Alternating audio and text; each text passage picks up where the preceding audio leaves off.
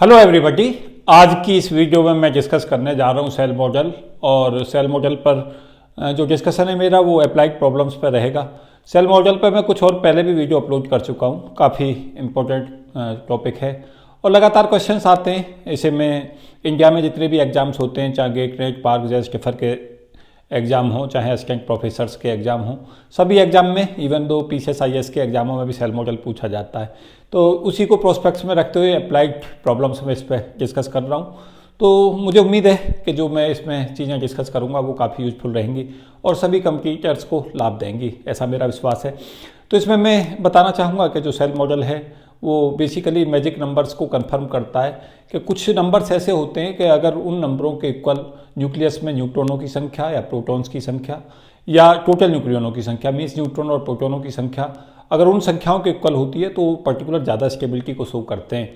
और जो ये नंबर्स हैं इन्हें हम जो बोलते हैं वो सेल बोलते हैं। और ये नंबर्स जो सेल्स हैं जहाँ पे सेल क्लोज हो जाती हैं वहाँ से ये नंबर ऑब्टेन होते हैं।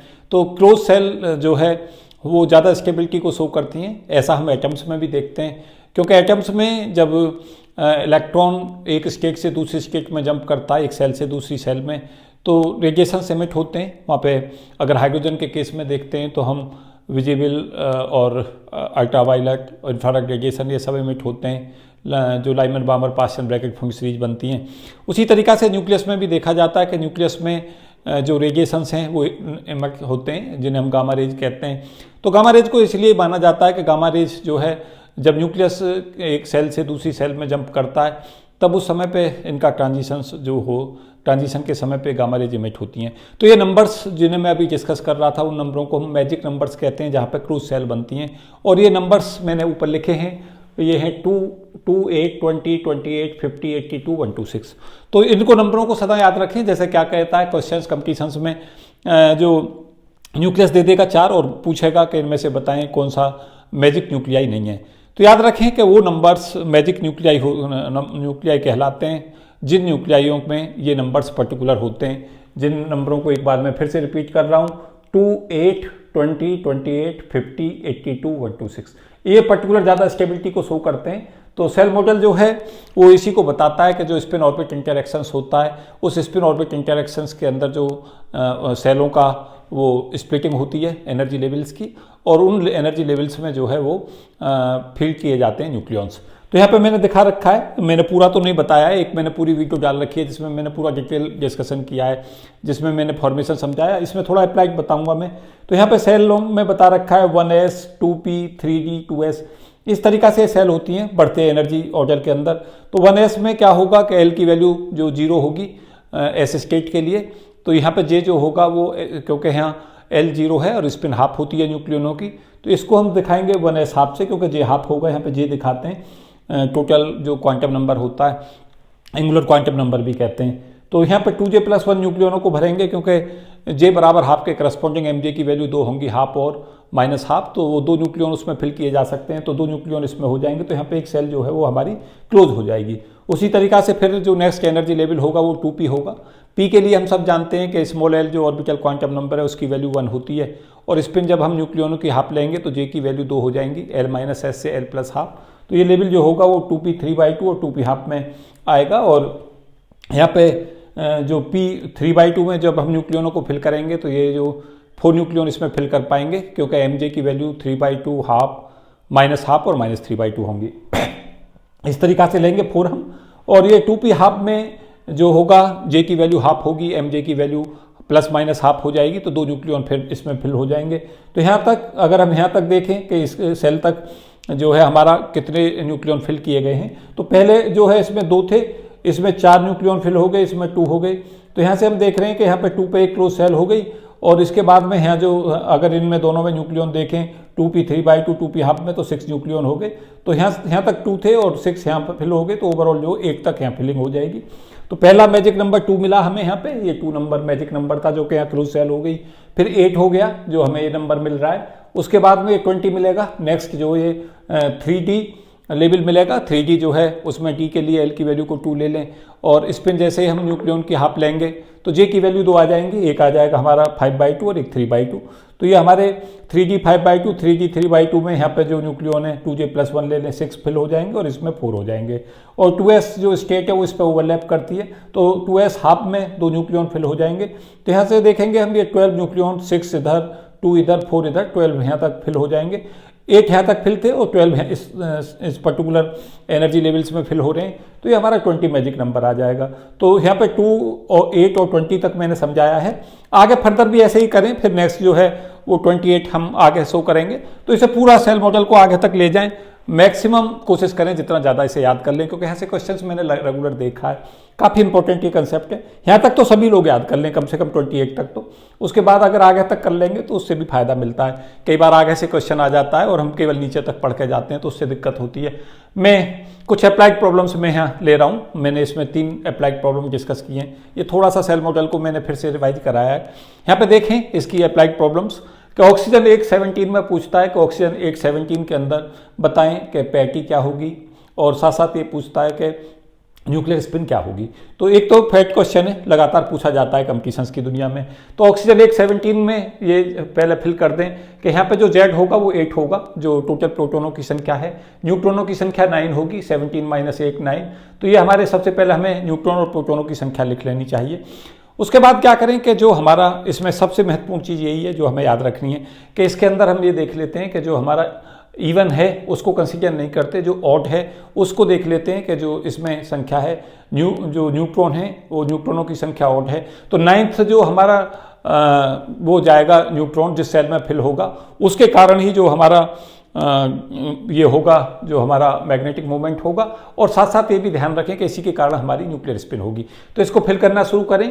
पहले मैंने यहाँ पे सेल दिखा रखी हैं, 1s half, 2p3/2, 2p half, और ये जो सेल हैं उसी तरीक़ा से ले लें d5/2 तक। तो यहाँ पे इससे ज़्यादा मैटर नहीं करता कि यहाँ पर आपने 1 ले रखा है, क्योंकि कुछ बुकें यहाँ पे जो फिल करते दिखाती हैं उन्हें यहाँ 1d दिखा देती हैं, यहाँ 1s दिखा देती है, उससे कोई ज़्यादा फर्क नहीं पड़ेगा। तो कैसे भी ले सकते हैं, लेकिन अगर हम यहाँ से लें, जो मैंने ये टेबल है वो मैं ये भी बताना चाहूँगा कि ये जो बुक है मेरी ऑर्थर बीजर की, वहाँ से मैंने ली है। और जो ये प्रॉब्लम्स हैं वो DC तायल सर की बुक से ली हैं, जो ये तीनों प्रॉब्लम्स मैं डिस्कस कर रहा हूँ। तो 1s हाफ में जो हमारे न्यूक्लियन हैं वो हमारे हो जाएंगे 2 यहाँ पे, क्योंकि J हाफ होगा। तो J हाफ के करस्पॉन्डिंग MJ की वैल्यू हाफ और माइनस हाफ हो जाएंगी, तो 2 न्यूक्लियन इसमें भर दें। 1p3/2 में यहाँ पे 2J+1 4 न्यूक्लियन, 1p हाफ में 2 न्यूक्लियन। और क्योंकि यहाँ तक हमारे 1 न्यूक्लियन फिल हो गए हैं, तो 9th हमें देखना पड़ेगा कि जो हमारा न्यूट्रॉन है वो कहाँ जा रहा है। इसमें हमें जो न्यूक्लियनों में भी देखना है, उसमें ये भी याद रखें कि जो न्यूक्लियन देखना है वो ये देखना है कि जो हमारा ऑड वाला है। तो इसमें हम देख रहे हैं कि ऑड जो है वो हमारा न्यूट्रॉन है, तो न्यूट्रॉन के कारण ही हमारा इसमें मैग्नेटिक मूवमेंट होगा। तो यहाँ तक हमारे 1 जो है वो न्यूट्रॉन भर जाएंगे, और 9th वाला जो जाएगा वो 1d5/2 में जाएगा। यहाँ पे हम देख रहे हैं कि d5/2 का मतलब हो गया कि अगर हम यहाँ से पैरिटी चेक करना चाहते हैं तो यहाँ पैरिटी जो होगी वो -1 की पावर l होगी।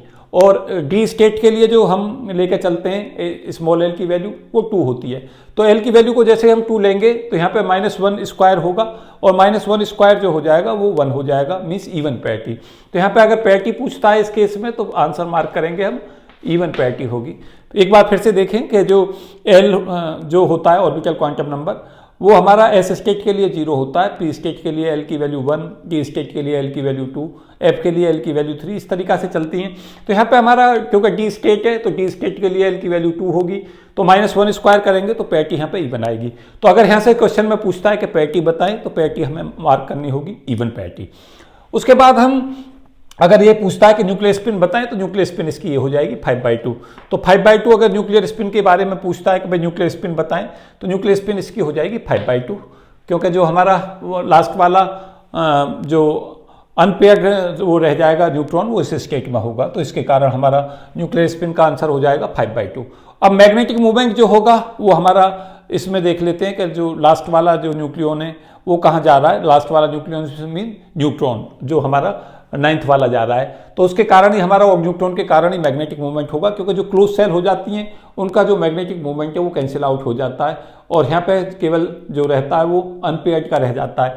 तो -1.91 μn जो है वो हमारा मैग्नेटिक मूवमेंट हो जाएगा, क्योंकि ये हमारा जो न्यूट्रॉन है उसका मैग्नेटिक मूवमेंट होता है -1.91 μn। की वैल्यू मैंने यहाँ पे डिफाइन कर रखी है, μn होता है EH/2 MP। इसको कहते हैं हम न्यूक्लियर मैग्नेट्रॉन, ये भी याद रखें। और इसकी वैल्यू होती है E h cut upon 2mp, जहाँ पे mp होता है mass of proton, h cut जो होता है वो h अपॉन 2 पाई होता है और h प्लैंक कांस्टेंट है। तो ये भी याद रखें। यहाँ पे प्रोटॉन का जो मैग्नेटिक मोमेंट होता है वो होता है प्लस माइनस 2.793 म्यूएन, और जो न्यूट्रॉन है उसका होता है माइनस प्लस 1.913 म्यूएन। तो ये दोनों याद रखें, काफ़ी इंपॉर्टेंट हैं। क्योंकि ये भी याद रखें कि अगर हमारा लास्ट अनपेयर्ड होता, अगर लास्ट अनपेयर्ड प्रोटॉन होता तो फिर हमें यहाँ से आंसर मार्क करना होता इस वाले से, तब हम आंसर मार्क करते। अगर कोई क्वेश्चन इस तरीका का आता है कि उसके अंदर हमें हमारा जो बैठ रहा है लास्ट जो है अनपेयर्ड बैच प्रोटॉन बच रहा है, तो उसका आंसर 2.793 म्यूएन हमें मार्क करना है। तो इसको भी ध्यान रखें, क्योंकि इस तरीका की प्रॉब्लम्स लगातार पूछी जाती हैं। उसके बाद क्या करें कि हमारे जो इसमें हमने 3 चीज़ें कैलकुलेट कर ली। एक हमने कैलकुलेट की इसमें पैरिटी, उसके बाद हमने न्यूक्लियर स्पिन कैलकुलेट कर ली, उसके साथ साथ हमने तीसरी जो चीज़ कैलकुलेट की वो की मैग्नेटिक मोमेंट। और ये भी हम याद रखें कि जो मैग्नेटिक मोमेंट होगा वो लास्ट अनपेयर्ड जो न्यूक्लियन होगा उसके कारण होगा। तो ये चीज़ें कैलकुलेट की। उसके बाद क्वाड्रापोल मोमेंट भी इसमें कैलकुलेट कर रहे हैं। क्यू का फॉर्मूला याद रखें ऑलवेज, ये होता है -3/5 और ब्रैकेट में टर्म होती है 2i-1 अपॉन 2i+2 इसको मैं बहुत ही महत्वपूर्ण फॉर्मूला इसे कहूँगा, सदा इसको याद रख के जाएँ और आपको इसका लाभ मिलेगा, क्योंकि क्वेश्चन यहाँ से आने वाला है। पहले भी आ चुके हैं इस पर क्वेश्चन, आगे भी आएंगे। RC जो होगी वो पर्टिकुलर जो न्यूक्लियस है उसकी रेडियस होगी, और जो रेडियस होगी पर्टिकुलर न्यूक्लियस की वो RC का फॉर्मूला होता है R0 a की पावर 1/3, जहाँ R0 जो होता है वो कांस्टेंट होता है और कांस्टेंट की वैल्यू होती है 1.2 फर्मी। तो उसे 1.2 गुणा 10 की पावर -15 मीटर कर लें, क्योंकि एक फर्मी के जो होता है वो 10 की पावर -15 मीटर के इक्वल होता है। तो क्या करें, RC is equal to R0 a की पावर 1/3 से R0 की वैल्यू रख दें 1.2 गुणा 10 की पावर -15, और a की वैल्यू यहाँ से ले लें 17, क्योंकि टोटल न्यूक्लियनों की संख्या यहाँ पे 17 है, तो 17 की पावर 1/3। उसके बाद क्या करें, जो ये RC है इसकी वैल्यू को यहाँ पे RC² के साथ ले लें, और I जो है वो हमने यहाँ पे कैलकुलेट किया हुआ है 5/2, तो 2 × 5/2 - 1 अपॉन 2 × 5/2 + 2, ये तो यहाँ से फॉर्मूला आएगा -3/5 दिस 1 रहेगा, और RC इस फॉर्मूले से ले लें और यहाँ पे इसे को पूरे को सॉल्व कर लें। ये जो वैल्यू आएगी वो आएगी क्योंकि -0.0326 बार, और ये भी याद रखें कि 1 बार जो होता है वो 10 की पावर -28 मीटर स्क्वायर होता है। तो इसकी कैलकुलेशन कर लें, और आंसर मार्क करते समय पे ये भी याद रखें जो यहाँ पे बहुत ही महत्वपूर्ण है कि अगर I की वैल्यू यहाँ से हम हाफ ले लेंगे, अगर I की वैल्यू को हाफ ले लें 2i-1 जब हमारा 0 होगा तो क्यों 0 हो जाएगा, मीन्स जो न्यूक्लियाई ऐसे होते हैं जिनके अंदर न्यूक्लियर स्पिन की वैल्यू हाफ होती है, उनका इलेक्ट्रिक क्वाड्रापोल मोमेंट जो होता है वो हमारा ऑलवेज 0 होता है।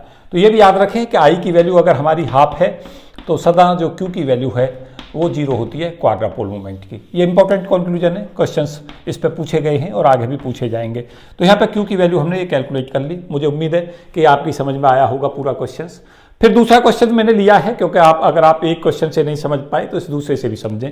इसी पैटर्न पे ये क्वेश्चन है, 2 क्वेश्चन मैंने यहाँ से लिए हैं और ये बिल्कुल नया क्वेश्चन यहाँ पे लिया है, क्योंकि मुझे उम्मीद है कि इस टाइप का क्वेश्चन ये मोस्ट इंपॉर्टेंट क्वेश्चन है जिसे मैं आगे देखूंगा कंपटीशंस की दुनिया में, क्योंकि यहाँ से क्वेश्चन आने वाला है।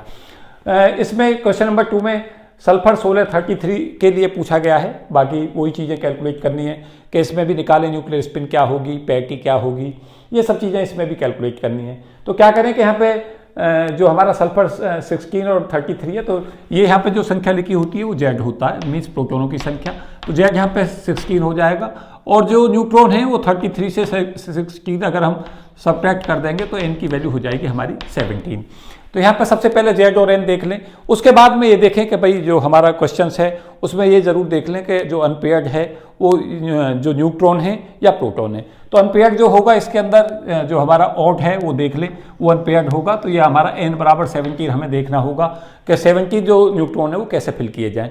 तो ये इसमें 17 को फिल करने के लिए हमने ये सेल मॉडल रख रखा है, और यहाँ पे देख रहे हैं हम कि यहाँ जो संख्या हमारी जाएगी जब हम इसको फिल करते चले जाएंगे, तो इसमें संख्या में ये हमारे पास पहली सेल के अंदर यहाँ देखें 1s हाफ हमने यहाँ पे लिखी है, 2 न्यूक्लियन होंगे, 1p 3/2 में 4 होंगे, 1p हाफ में 2 होंगे, 1d 5/2 में 6 होंगे, 2s हाफ में 2 होंगे, और 1d 3/2 में 1 होगा।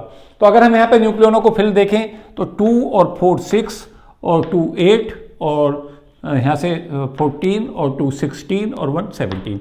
तो ये 17 हमारा यहाँ पे जाएगा। तो इसी में हम देख लेंगे कि जो 17 से जा रहा है न्यूट्रॉन वो हमारा इस स्टेट में जा रहा है। तो यहाँ पे जो हमारा स्टेट हो जाएगी वो यहाँ से जे की वैल्यू ले लेंगे, वो न्यूक्लियर स्पिन होगी, और न्यूक्लियर स्पिन की वैल्यू यहाँ से हम देख रहे हैं 3/2 आ जाएगी, तो ये 3/2 यहाँ से ले लेंगे। उसके बाद जो डी स्टेट के लिए इसी स्टेट को लेंगे तो एल की वैल्यू जो होगी ऑर्बिटल क्वांटम नंबर वो 2 हो जाएगा, और जब पैटी निकालते हैं तो -1 की पावर एल जो है वो पैटी कहलाती है। तो एल की वैल्यू 2 है, तो -1 का स्क्वायर जैसे ही हम करेंगे तो +1 होगा, और इस वजह से इसकी पैटी इवन हो जाएगी। तो इसमें जो हमारे 3 क्वेश्चन यहाँ पे बने, लास्ट अगर ये पूछता है कि लास्ट जो वो है हमारा न्यूट्रॉन वो कहाँ जाएगा, तो आंसर मार्क करेंगे 1d 3/2 स्टेट में, पहला क्वेश्चन। दूसरा क्वेश्चन के इसका जो पैटी है वो क्या होगी, तो डी स्टेट की पैटी -1 की पावर एल में एल की वैल्यू को 2 रख के निकालेंगे तो इवन पैटी होगी। और तीसरा क्वेश्चन इसमें न्यूक्लियर स्पिन पूछेगा तो आई की वैल्यू 3/2 होगी। उसके बाद क्या करें कि मैग्नेटिक मोमेंट जो होगा, जो मैं अभी पहले क्वेश्चन में भी समझा रहा था, मैग्नेटिक मोमेंट जो होगा वो ऑन न्यूट्रॉन के कारण होगा, जो हमारा ये वाला जाएगा, जो लास्ट वाला न्यूट्रॉन है वो जहाँ जाएगा उसके कारण होगा। तो यहाँ पे 1d 3/2 के कारण होगा, और जो हमारा मैग्नेटिक मोमेंट होता है वो मैं पहले क्वेश्चन में भी बता रहा था 1.91 μn होता है, जो हमारा और न्यूट्रॉन के कारण मैग्नेटिक मोमेंट होगा। अब हम इसमें क्या देखें कि जो हमारे पास एल की जो वैल्यू है वो डी स्टेट के लिए हम देख सकते हैं कि यहाँ पे डी स्टेट के लिए एल की वैल्यू 2 थी। जे जो है हमारे पास डी स्टेट में, इस चीज़ को समझें कि डी स्टेट जो होगी, डी स्टेट में एल की जो वैल्यू होगी वो होगी 2। SPD जब हम लेके चलते हैं तो एस के लिए स्मॉल एल की वैल्यू 0 ऑर्बिटल क्वांटम नंबर की, पी के लिए स्मॉल एल की वैल्यू 1 और डी के लिए एल की वैल्यू 2। और यहाँ पे न्यूक्लियन जो है उसकी स्पिन है हाफ, तो जे जब हम लेके चलेंगे तो जे की वैल्यू L-S मॉड से लेके L+S तक जाएगी। तो जे यहाँ पे जो आएंगे हमारे वो 2 आ जाएंगी वैल्यू 3/2, और एक आएगी हमारी 5/2। तो ये जे 2 होंगे।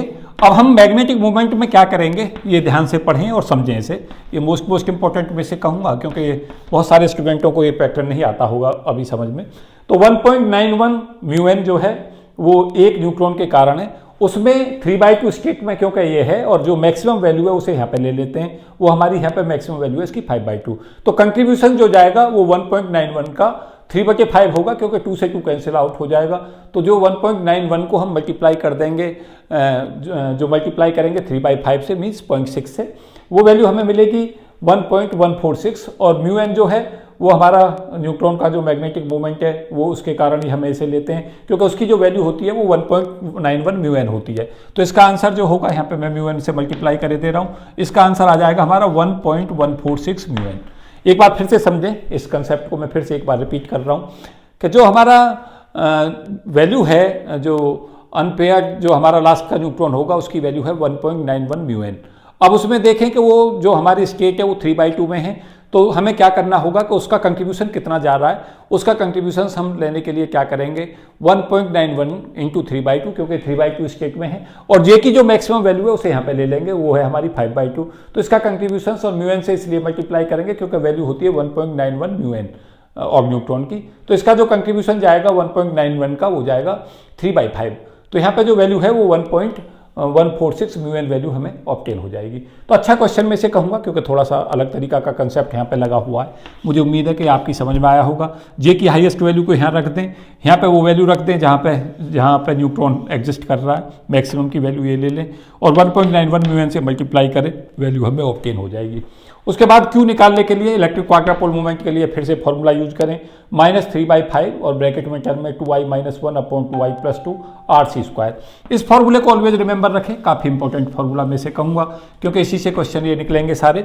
तो -3/5 ऐसा सच ये रहेगा हमारा, और 2i - 1/2i + 2 में i जो है वो हमने 3/2 यहाँ पे एवेल्यूट किया हुआ है, तो यहाँ पे वैल्यू को इसको पूरी को लेंगे तो ये 2/5 आएगा। RC की वैल्यू को, जो रेडियस है न्यूक्लियस की, उसे RC = R0 a की पावर 1/3 से वैल्यू को पहले एवेल्यूट कर लें, और a की वैल्यू को यहाँ पे 33 ले लें। उसके बाद इसे सॉल्व कर दें पूरे को, तो ये वैल्यू हमें मिलेगी -0.0355 बार। तो ये इंपॉर्टेंट क्वेश्चंस में से कहूँगा, काफ़ी अच्छा क्वेश्चंस है।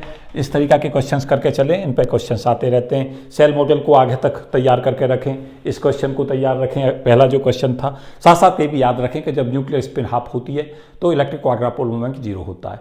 साथ साथ ये भी याद रखें कि जो हमारे न्यूक्लियर स्पिन 0 रखते हैं जो न्यूक्लियस, उनका भी इलेक्ट्रिक क्वाड्रापोल मोमेंट जो है वो हमारा जीरो होता है। तो इस चीज़ को ऑलवेज याद रखें कि जब भी आई की वैल्यू जीरो और हाफ होगी, मैं यहाँ पे अलग से मेंशन कर रहा हूँ कि न्यूक्लियर स्पिन जब भी जीरो होगी और हाफ होगी तो क्यू की वैल्यू जीरो होगी, इलेक्ट्रिक क्वाड्रापोल मोमेंट।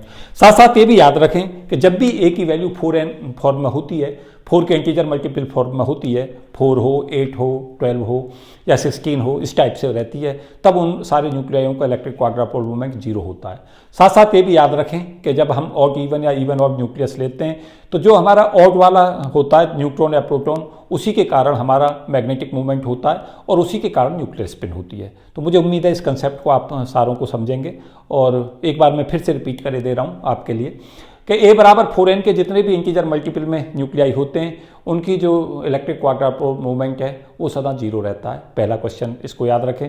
और इलेक्ट्रिक क्वाड्रापोल मूवमेंट डिपार्चर बताता है स्फेरिकल सिमेट्री से, और इलेक्ट्रिक क्वाड्रापोल मूवमेंट को हम बार्न में मेजर करते हैं, और बार्न जो होता है वो 10⁻⁻28 मीटर स्क्वायर होता है। बहुत स्मॉल यूनिट होती है एरिया की।